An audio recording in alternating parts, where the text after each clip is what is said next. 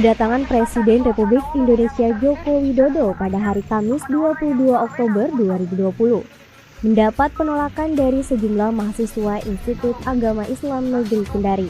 Dari keluarga besar mahasiswa yang Kendari mewakili sebagai Ketua Senat Mahasiswa, saya sebagai penanggung jawab dari gerakan ini membuat gerakan ini tidak lain dan tidak bukan menolak kedatangannya karena berbagai macam pertimbangan, masalah-masalah belum terselesaikan, masih ada problem Omnibus Law, belum ada tindak lanjut daripada gerakan kami. Kemudian kematian Randi Yusuf belum diselesaikan masalahnya, belum ada tindak lanjut. Rakyat dan mahasiswa murka, masyarakat usir Presiden Jokowi, pengkhianat rakyat, silahkan enyah dari sini. Hari ini kita direpresif, itu adalah sebuah konsekuensi daripada sebuah perjuangan kawan-kawan sekalian. Betul tidak? Untuk menjaga garis pergerakan saya kembalikan kepada senator bebas. Jadi saya imbau kepada teman-teman kita tetap buruk, kita tetap simpul kawan-kawan. Kita tetap buruk, kita tetap simpul kawan-kawan. Kita jangan pernah berkesempatan dari tempat ini. Ayo kita adu. Kawan-kawan sekalian, oke, mereka berikan kepada Bunda Kalumbar. Baik. Baik, saudara-saudara, hari ini adalah hari di mana kami dari himpunan mahasiswa Islam FIB Cabang Raya tetap menyatakan sikap sebagaimana apa yang menjadi tuntutan kami di sini, tetap menolak kedatangan Bapak Presiden Joko Widodo di Makassar. Karena kami menganggap bahwa adalah Bapak Joko Widodo.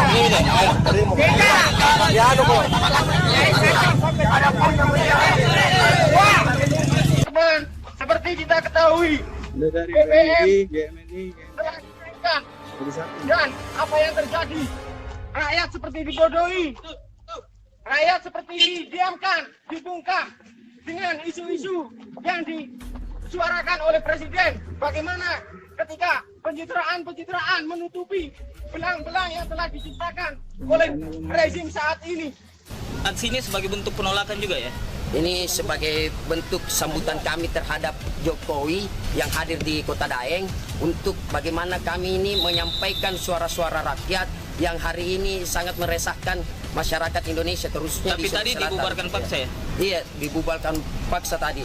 Ada tindakan represif dari pihak aparat, baik itu kepolisian dan pihak tentara. Dan salah satu teman saya itu ketua Dema itu dianukan tindakan represif. Kita harus menjaga, mendukung TNI untuk mempertahankan keutuhan negara kesatuan Republik Indonesia, kawan-kawan. Sekarang jumlah asing lebih strategis dalam menjajah, bukan dengan militer, tapi dengan berbagai cara, kawan-kawan. Tanah dikuasai, kemudian perusahaan-perusahaan dikuasai.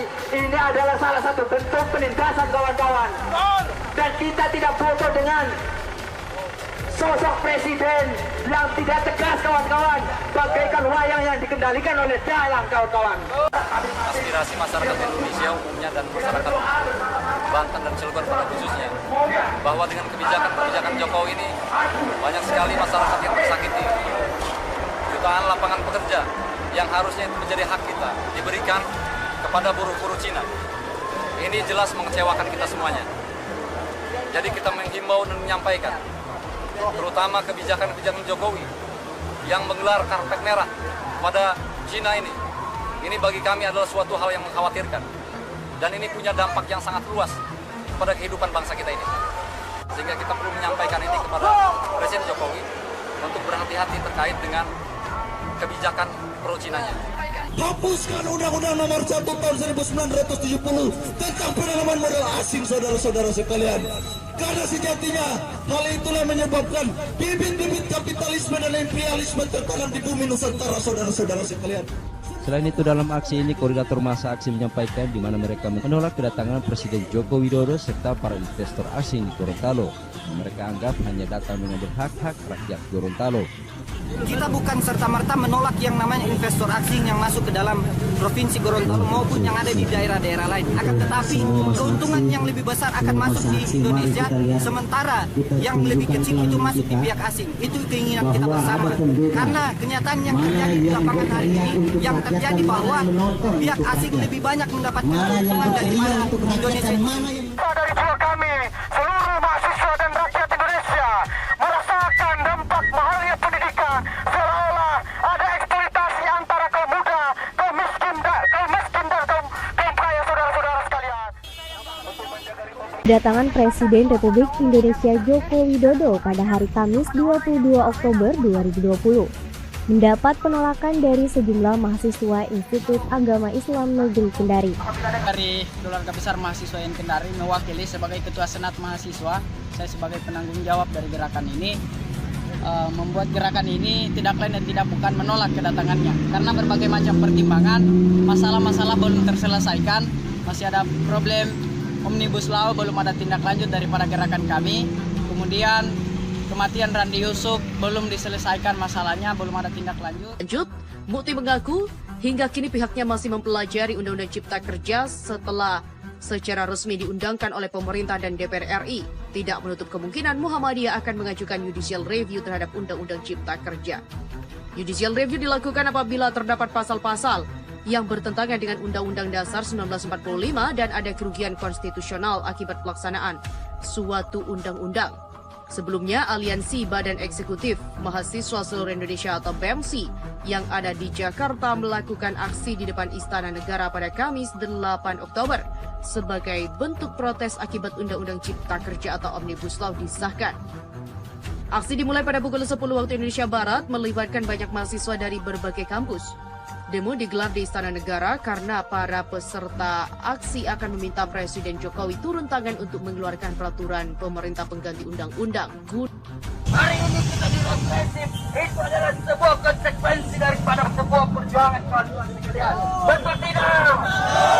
Untuk menjaga kemenangan saya kembalikan kepada Senator Bimbo. Jadi, saya imbau kepada teman-teman kita tetap turun, kita tetap simpul kawan-kawan. Kita tetap turun, kita tetap simpul kawan-kawan. Kita jangan pernah bergeser seperti ini. Saya undang menghormat Kabel untuk menyampaikan orang ilmiah. Kawan-kawan sekalian,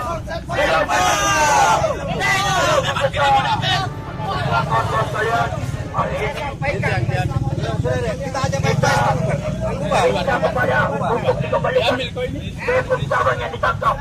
Besok cabang yang ditangkap dan 2 orang yang ditangkap, Pak. 2 orang yang ditangkap itu harus dikembalikan dan megabom kita itu harus dikembalikan, kawan-kawan sekalian. Para semangat tidak. Jadi kalaupun buat dan kami tidak dikembalikan, maka kami akan ditangkap juga. Oke, mereka berikan kepada Gubernur Lubar. Baik.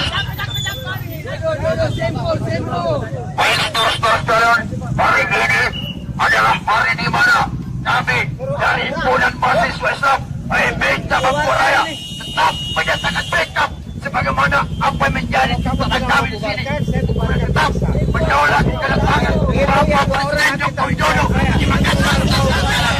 Karena kami menganggap bahwa adalah Bapak Joko Widodo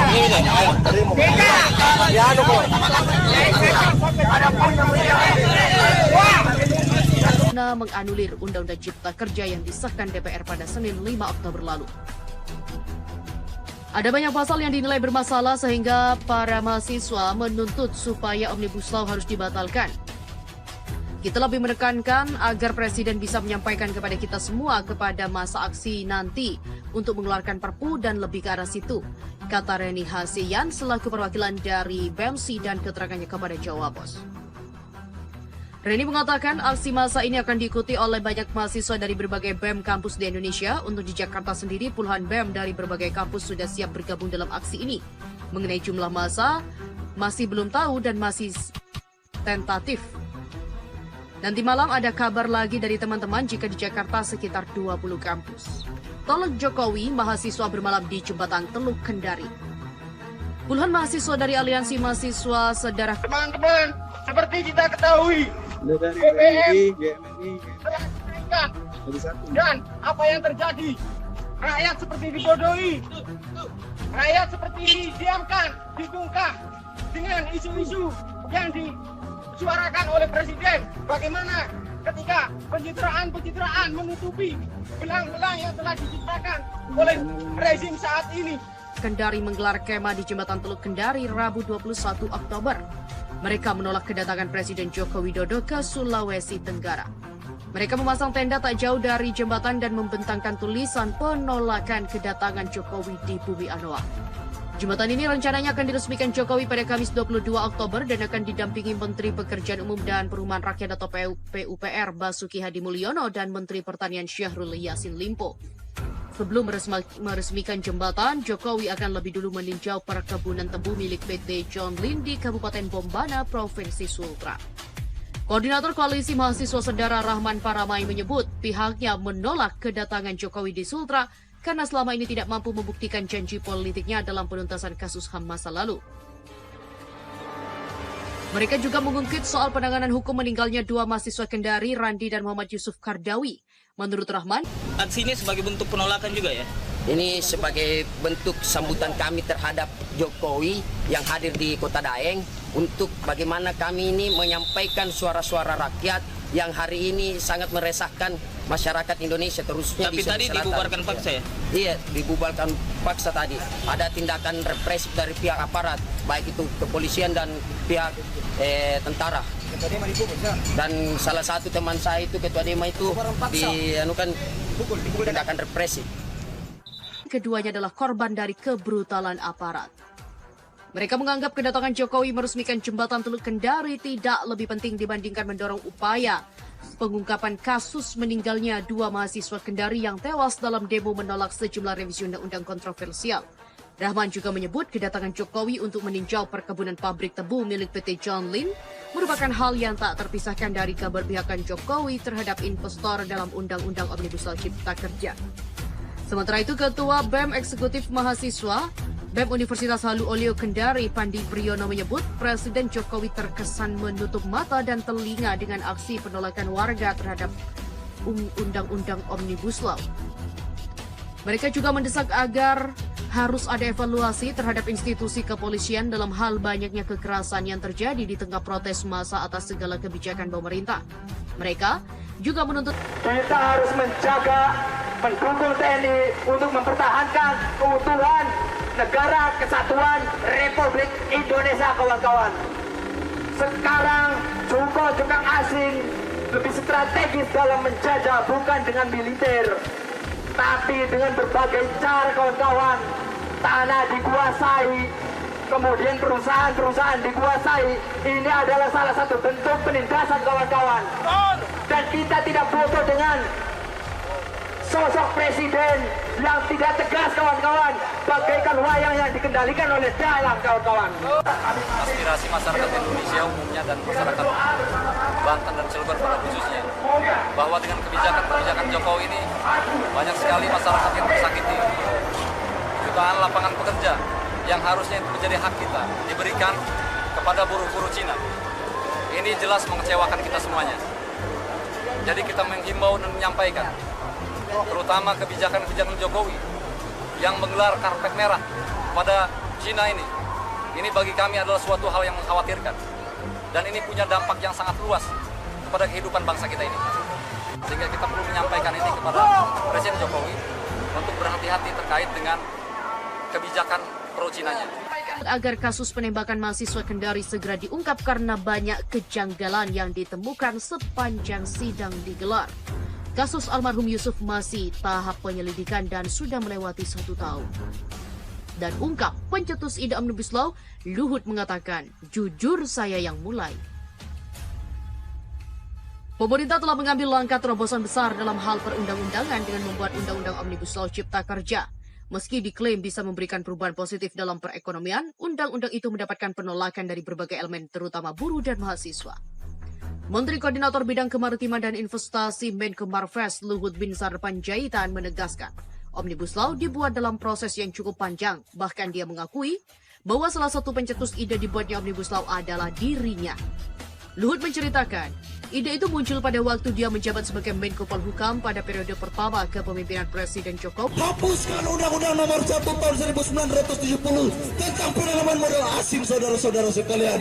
Karena sejatinya hal itulah menyebabkan bibit-bibit kapitalisme dan imperialisme tertanam di bumi Nusantara, saudara-saudara sekalian. Selain itu dalam aksi ini koordinator massa aksi menyampaikan di mana mereka menolak kedatangan Presiden Joko Widodo serta para investor asing di Gorontalo yang mereka anggap hanya datang mengambil hak-hak rakyat Gorontalo. Kita bukan serta-merta menolak yang namanya investor asing yang masuk ke dalam Provinsi Gorontalo maupun yang ada di daerah-daerah lain. Akan tetapi keuntungan yang lebih besar akan masuk di Indonesia, sementara yang lebih kecil itu masuk di pihak asing. Itu keinginan kita bersama. Karena kenyataan yang terjadi di lapangan hari ini, yang terjadi bahwa pihak asing lebih banyak mendapatkan keuntungan daripada Indonesia.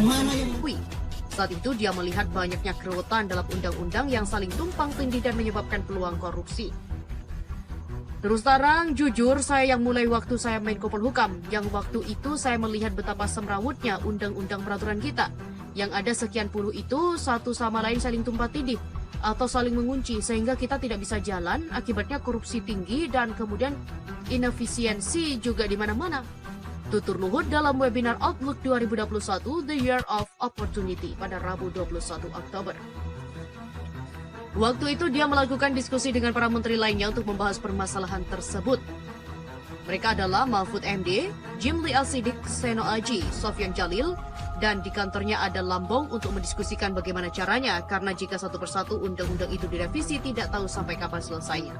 Kemudian waktu datang ide dari Sofyan di Amerika pernah disebut dari jiwa kami, seluruh mahasiswa dan rakyat Indonesia merasakan dampak mahalnya pendidikan, seolah ada eksploitasi antara kaum muda, kaum miskin dan kaum kaya, saudara-saudara sekalian. Omnibus, dan Omnibus ini tidak menghilangkan undang-undang tetapi menyelaraskan isi undang-undang, jangan sampai tumpang tindih atau saling berkait, saling mengikat dengan yang lain. Namun hasil dari pembicaraan saat ini belum ditindaklanjuti, barulah di periode kedua Jokowi ide untuk membuat Omnibus Law mulai diseriuskan. Karena kesibukan sana-sini belum terjadi, baru mulai dibicarakan kembali oleh Presiden akhir tahun lalu dan sekarang adalah buahnya. Jadi hal itu adalah proses yang panjang, bukan proses yang secara tiba-tiba.